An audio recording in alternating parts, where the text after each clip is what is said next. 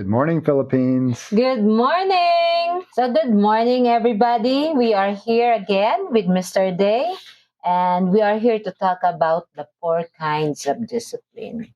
Yes, that's huge in our practice. Yeah, because in everything in our life, whatever we do, we need this thing. Because if you don't have discipline, you cannot do things right. So, before we need to start about saying what is the four kinds of discipline. Well, now we got the four disciplines from the book, and I highly recommend reading every day. And so the book is called The Road Less Oh Traveled. yeah, the road less travel. I like the song. Yeah, I love that song too. Yeah.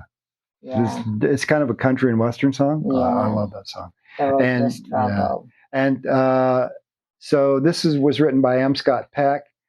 He was a psychologist um, who practiced for many years, and then he wrote this book. I think it was in the early '80s, and so that was one of the books that really helped me in my life. And I have applied those disciplines to, of course, my father taught me these disciplines as well, but why don't you go ahead and list off the four disciplines, baby? Okay. First discipline is delayed gratification. Delayed gratification. Now, how do we practice that? Um, Actually, in life, there's no shortcut. You need to go step by step. So, I already watched the what's this? The experiment of delay gratification for the kids, and it's really The marshmallow yeah, the experiment. marshmallow experiment. You That can is- watch that, and you can see that some of the kids, especially the age of 3 to 5, is really cannot delay gratification, and 3 out of 5, I think. It's 2 out of 3 fail. Yeah, and they follow those kids when they get older, and most of the kids that can delay gratification succeed. So why don't you try to read that off? Discipline of delaying gratification. Okay, so discipline of delaying gratification. This principle emphasizes the importance of delaying immediate gratification for long term gain. It involves making responsible choices and sacrifices in the present to achieve the greater fulfillment and success in the future. So how do we practice that? Um, we walk every day. Well, yeah, we walk for our We health. do the intermittent fasting. That's probably the biggest way we delay gratification. Yes. How often are you eating every day, baby girl? 2. 2 times a day, usually. Yeah, Right? but the time that I break my fast, my breakfast is 12 afternoon. Usually 12 or 1 o'clock, 1 which o'clock, means you should be something. getting hungry here pretty soon. Yeah, it's already 12:10, and I don't feel any hunger. So if I don't hungry, why should I eat? And so, well, we have a special diet that we follow due to me because I'm Diabetic. I was type 2 diabetic. Now, You don't take any medicine. I don't. Not even an insulin. My sister got me on the South Beach diet. Yeah. This was back in 2004. So almost 20 years ago now. And you eat every other day. I do alternate day fasting and I do OMAD. Yeah. So I'm a little bit more disciplined. And then I eat a modified keto because diet. you need it. But this isn't for everybody. Yeah. What we're talking about is delaying gratification. And it's kind of like part of the human condition. Actually, it worked with us. I've been not eating rice for more than 6 years. Yeah. So by February, I last week of January, I will be 7 years not eating rice. Yeah. People told me when I came to the Philippines, they said, "You'll never get people to stop eating rice." And I said, I don't have to. I did. I don't have to. But I can get them to cut back on the amount of rice they eat. We didn't say that because we didn't eat rice, don't eat rice, okay? Because in your weight loss, if your goal in your life is to lose weight, you need to do this thing. But we didn't say you to stop it. Yeah, just do a replacement diet. Replace it. Yeah. So more vegetables. Mm-hmm. And vegetables are delicious too, aren't they, Jen? Yeah. That is also some of my problem with my kids because they didn't grow up with me and they don't like really vegetable. But now she like now the lettuce. That's good. With the sangyup. And I think you like the calabasa. Yeah. So she eats some vegetables and how about saba? Like boiled saba. Yeah, that's good. But for me and for him, the vegetable is our alternative for rice. So if I don't have vegetable in my meal, I never feel full. Yeah, we're just not sated. Yeah, we're not satisfied. So it's like this my meal is not enough. It's not complete. And hardly any of the restos here or any of the little carindarias, none of them offer vegetables. Yeah, really? But in some carinderia they have sometimes meal of it's a lot of fried food. But the food chain, that is the thing. That is what I want to recommend in those food chain. Put some lettuces and some veggies. It's like in SNR. SNR they put fresh garden salad, Caesar salad. Yeah, that's great. And I always order that if I order my... And for those of you who want to add more vegetables to your diet, just find those vegetables you like to eat. Yeah. You know? And I'm not saying to get your carrots from carrot cake. No. No. That's lots of sugar. No. That's why we almost both of me and him don't eat in a resto because we never satisfied. Well, besides that, she's like a master chef. Yeah. So I'm spoiled. Okay, so let's go back to the delayed gratification. So intermittent fasting, huge. If you can intermittent fast every day, wow, it's such an easy way to delay gratification. Your food tastes better. Adjust one at a time. For example, your breakfast is 8 o'clock. By next week, you can adjust your breakfast by 9. Yeah. And then after a week, you adjust 9:30, and then adjust yourself. And eat more protein and fats because healthy fats. Yeah, this thing will help you to not hungry so fast. Yeah. So if you eat more fats and more protein, your hunger will last long. Yeah. You will never feel hungry. You have energy all day long. Yeah, because takes a while. Sugar and carbs will burn very fast and your body will crave more of it and you create more insulin. What's the problem, baby, with eating too much sugar? There's a syndrome that's caused. You know what it's caused? What's caused? It's called metabolic syndrome. Oh yeah. And when people eat too much sugar or starch, their bodies become hyper. Yeah, well, have you seen the kids eating after eating chocolate? They become very hyper, right? And when your body become too much hyper, especially we are old, it become like an overheat. Yeah, it's your mitochondria. Your mitochondria get overloaded with glucose. It's called glucose spiking, and people are eating several meals a day, and people who are eating too much starch and sugar get glucose.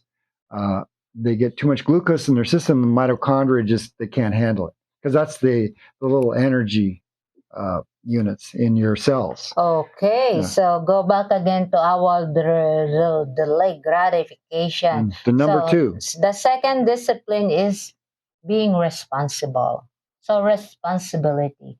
Every person, human being, have their own responsibility, and that is your health. Your health. And that is actually to not take responsibility for your health is unethical. It is. It's immoral.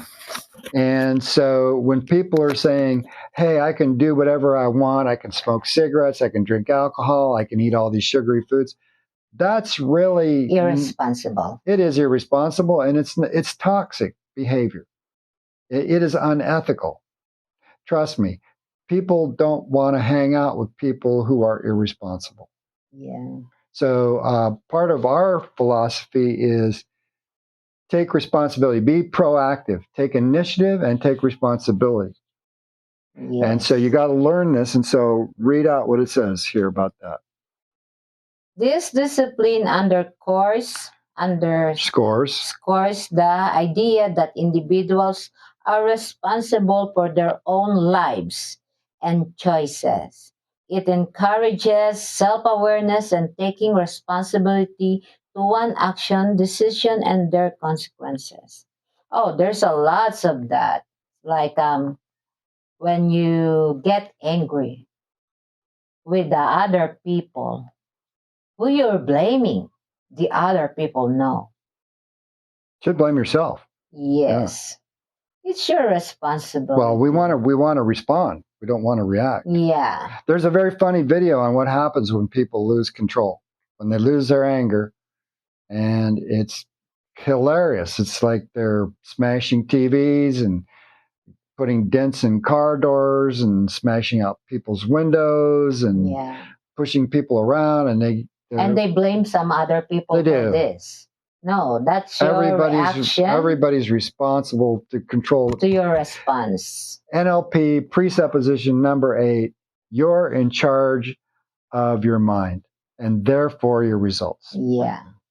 And that's one of our not only presuppositions, it's part of our moral code to take responsibility.